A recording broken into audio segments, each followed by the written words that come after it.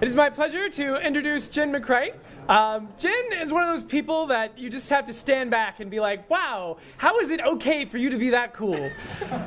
Because not only is she, now a PhD candidate studying genetics, I think, yeah, okay, at the University of Washington, and not only did she co-found the Purdue Non-Theists, and not only does she have this amazing blog, and I knew that, and I knew about Boobquake, and I was super impressed that she got that attention that way. I thought it was brilliant and edgy, and well, just like her talk, actually. But then I found out she's a cartoonist. She made this so adorable cartoon about our trip to the Creation Museum. It's on her blog. I highly recommend you check it out. Your group stuff, all very impressive, but your cartoon is my favorite thing so far. So with no further ado, I give you Jen McCray to talk to you about being edgy yet friendly. Thank you. So Jesse actually talked earlier today about sort of being newsworthy and trying to reach out to the media, and he talks a lot about the techniques for reaching out to the media. But the thing about being newsworthy is your events actually have to be interesting to some level. If you're having a bake sale, the media's probably not going to really want to cover it just because it's been done so many times before. So a lot of clubs, I know ours in particular, try to go for those edgy events that are creative and kind of out there and maybe pushing the limits of what our community might find offensive or not. And we always try to balance that edginess with being friendly, which sometimes could be a little difficult to do, especially when you're looking at it from one perspective versus what the rest of the community might see. So today I just kind of want to talk about how you can be edgy and still at the same time be friendly, and some various event ideas we've done at the club that I think have been successful. And all the event ideas I'm going to talk about today have gotten news coverage either through our local newspapers, our larger Indiana newspaper, or the local TV station. So it seems to work here, so feel free to steal our ideas and use them elsewhere.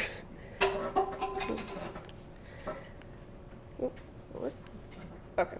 So why be friendly? Hopefully this is self-explanatory, because you don't want to go to campus and see this.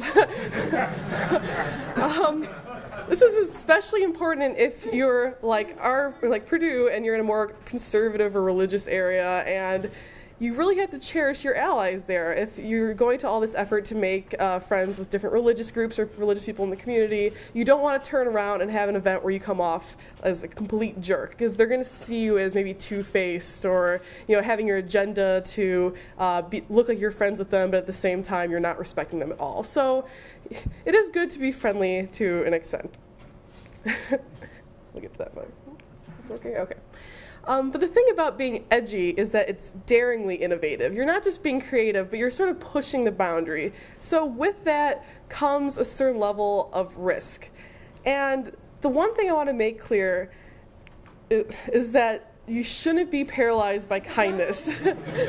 You're always going to offend someone. And I think we've seen this through, for example, the atheist bus campaigns or billboards, where basically they're just saying, hey, we're atheists, we exist, and it's still offending people. So your mere existence is going to offend someone. They are a lost cause. Don't worry too much that they're getting upset, because there's nothing you can do about that. So don't let that make you feel like you can't do anything in public unless you offend someone.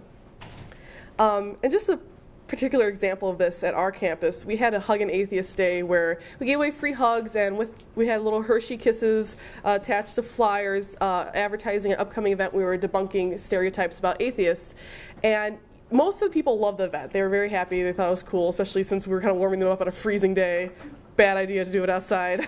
But I still got a handwritten letter during the event someone gave me saying that they were upset that we were tricking people into hugging atheists, and that we should accept Jesus if we truly want to be happy and not just pretend to be happy. So no matter what you do, there's going to be that one person out there who doesn't get it. So don't worry about that one person.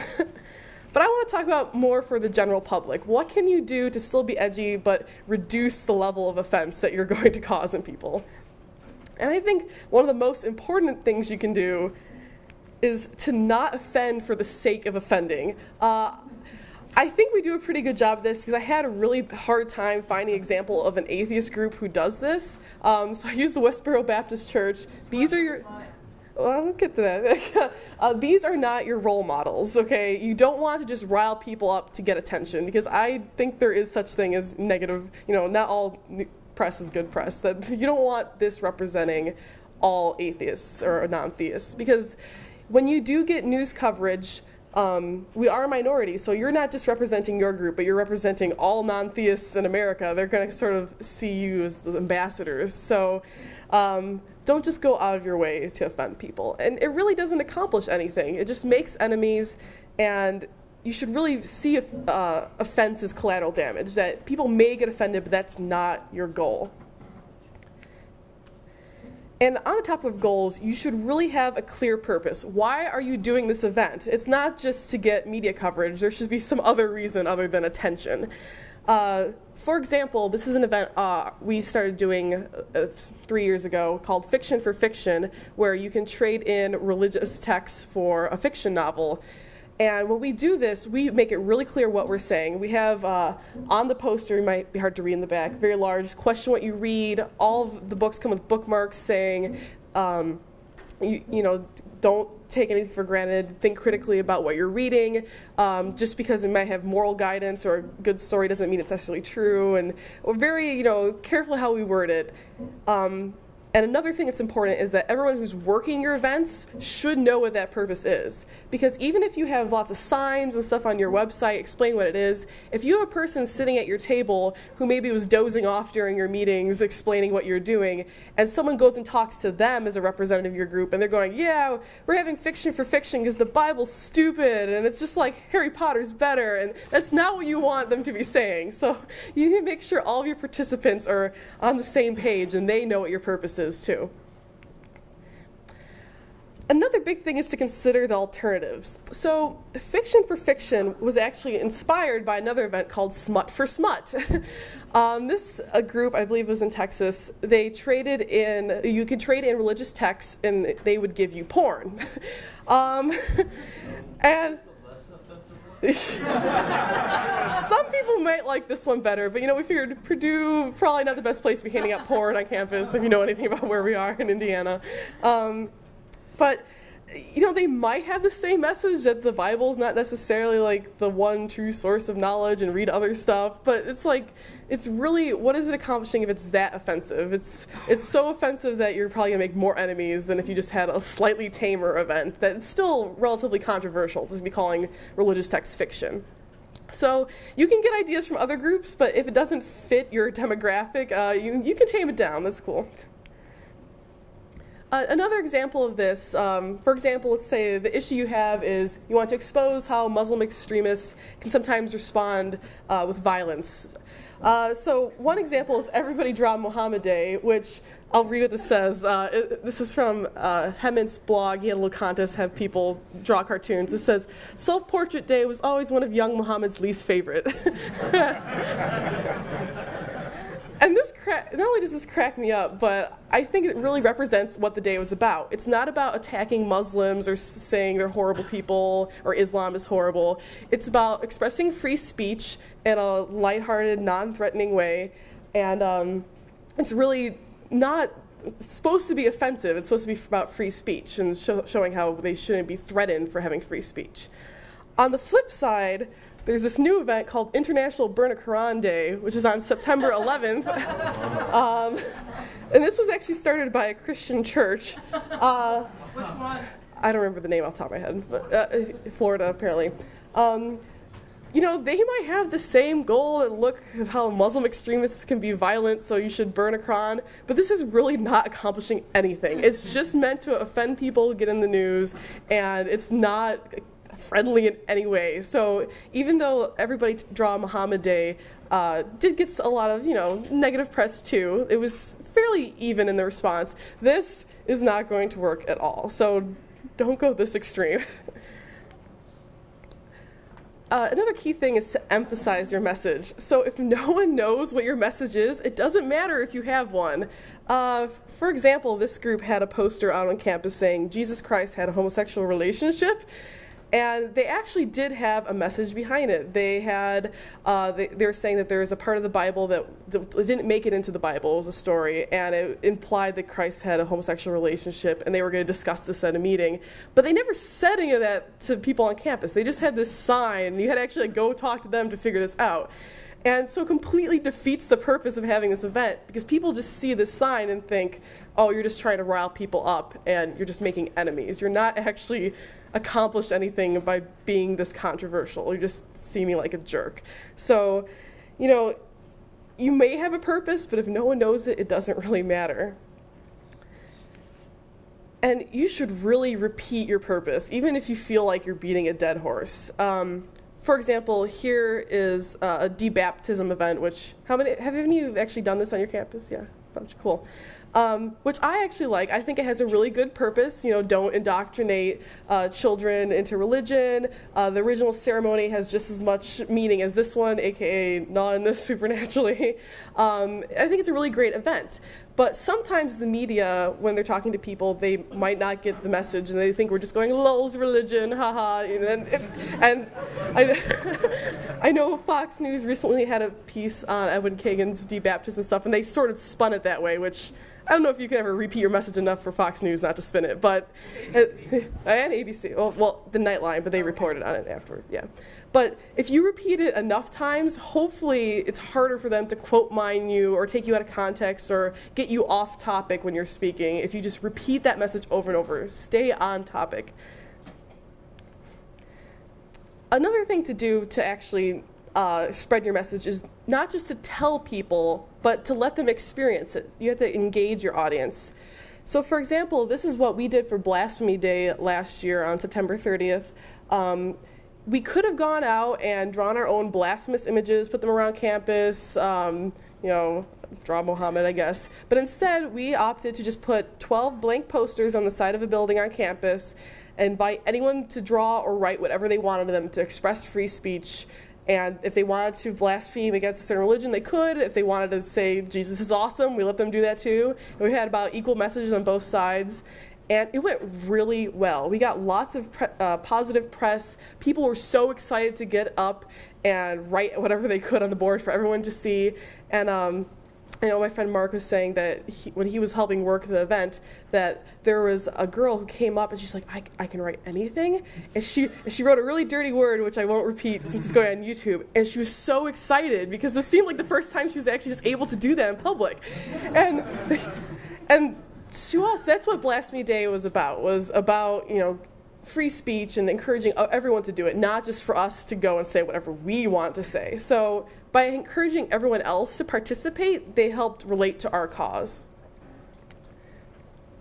And are there any psychology students in the room? Some? Cool. All right. So, yeah. Or majors, past students. So you should know what risky shifts are, I think. And you should beware the risky shift. So for those of you who aren't psychology majors, basically what a risky shift is, when you're in a group, you're more likely to trend towards the more extreme position than you would have come to if you were just alone coming up with ideas. So, for example, what a risky shift would be, let's say you're having a brainstorming meeting in your club and you decide you want to talk about the effects of the Catholic Church's stance on birth control. You want to do something in the community. And someone suggests, oh, let's just pass out informative flyers, you know, about how it affects people. Like, okay. Let's pass out condoms along with that. That's a really great idea. This is not working well. All right. Oh, let's do it outside of the local Catholic Church. That's a great idea. Oh, we can have graphic images of like AIDS-stricken patients from Africa, and we can have a safe sex orgy while burning an effigy of the Pope. Yeah, great idea.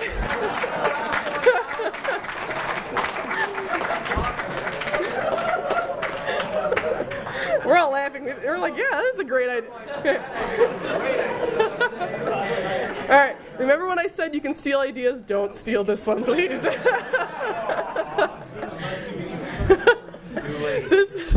I will cite you as a source. Please don't. Please don't.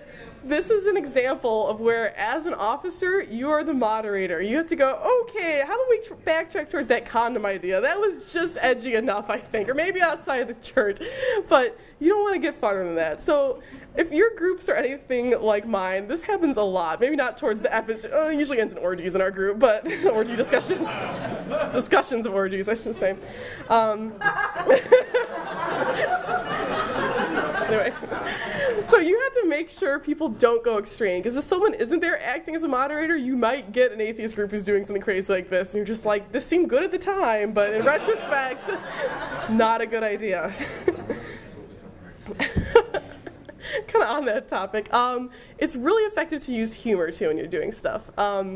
You know, lighthearted mockery is an effective tool. If you're going at someone aggressively and seriously, that puts a lot of people off and puts them on the defensive. But if you're being humorous, a lot of times you can make allies with other people who you might not have thought would initially agree with you. So, for example, one of the events our group does, I know a lot of people do, are Pastafarian preachings and Talk Like a Pirate Day. We go dressed like pirates, we hand out flyers about why we're doing the event, not just they think they're crazy pirates on campus for a day. We have big signs about, you know, stop global warming, become a pirate, and all that sort of stuff. And we're just sort of lighthearted mocking towards the really hateful street preachers that come to campus and try to evangelize to people. And the ironic thing about this was, how many of you know Brother Jed? He comes, yeah, okay. So he actually came during our Pastafarian preaching last year. We did not plan that at all. So we just sort of like shifted over a bit to where he was and had our preaching there. And it's a really effective way to counter-protest someone, where we're saying, look how silly we look, he's doing the same exact thing, he's just as silly. We could have gone there and got upset, we could have tried to debate him, but that really wouldn't have accomplished anything. Instead of mockery, was actually useful. Another example, just a personal example, I'm going to assume everyone knows what boob quake was. If you don't,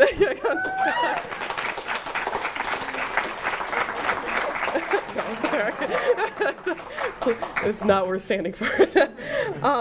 Another example of how humor can diffuse tension. If I would have written a really serious, aggressive response saying, this is how earthquakes work, you're stupid, you don't understand science, you're anti-woman, it wouldn't have accomplished anything.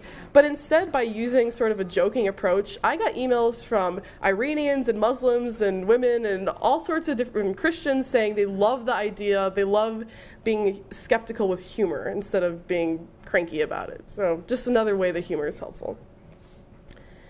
And advertising counts. You know, ads are your first... Ads are your first impression to the public. That's what get people to come to your events. I mean, both these ads are effectively doing the same thing. They have an intention getter, and then they say you don't really believe in God. But they're doing it in two very different ways. We actually use the one on the right, not the one on the left.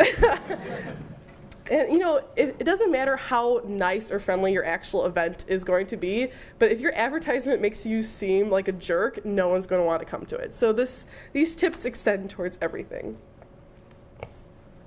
And I think one of the least offensive things you can do is to poke fun at yourself. It sort of shows your good nature, that you're not all about making fun of religion. You know, you can take it too. And that's sort of what we tried to do with our Send an Atheist to Church fundraiser, and that it's kind of funny, like atheists going to church, that's crazy. We've talked about this a bit at the meeting, but what we did is we had people come and pledge money for various different denominations of mostly Christianity, but different religions. And the ones that got the most money, we went to their church service and, you know, enjoyed the service, saw what it was like, and then we donated all the money to our local food bank. We ended up raising about $400 for this, I think. It was our first year. But it's funny, because back to the example of you're always going to offend someone, we actually had people coming up being really offended who were atheists, thinking we were a Christian group trying to send atheists to church. And then we explained, no, we're atheists, we're just doing this for charity. Like, oh, that's cool then, you know. But just an example, you know, that's why you need your information really visible so people don't get the wrong opinion of what you're doing. And you have to remember to take the high road. if you see another group, especially maybe a religious one, acting like jerks, that doesn't mean you can act like a jerk too. An example that I experienced at Purdue was this Christian event called Porn and Popcorn. We went as a club. We didn't really know it was a Christian event until we really got there. We were like, ooh, porn and popcorn. Yeah, that sounds great. Yeah. Yeah, you know.